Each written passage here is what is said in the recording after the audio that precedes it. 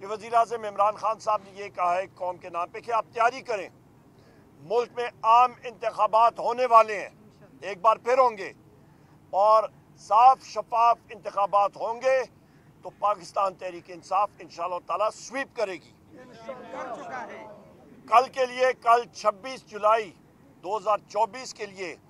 तहरीक तहफ़्फ़ुज़ आईन पाकिस्तान के नाम पे इंशाअल्लाह ताला पुरअमन एहतजाज पूरे मुल्क में होंगे कि वज़ीर-ए-आज़म इमरान खान साहब, बुशरा बीबी, हमारे तमाम असीरान, उनकी रिहाई के लिए,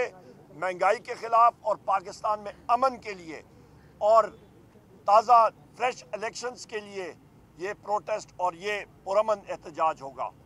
और साथ आखिरी मैसेज जो आपका 9 मई के हवाले से जो CCTV फुटेज आपकी 9 मई की और 18 मार्च की वो गैब कर दी गई, उसके लिए वज़ीर-ए-आज़म इमरान खान साहब खुद अदालत में एप्लीकेशन मूव करेंगे कि CCTV फुटेज वो सबूत गैब करना एक जुर्म होता है, वो सामने आए और उस चीज़ को बेनकाब किया जाए जो कि लंदन प्लान का एक हिस्सा था।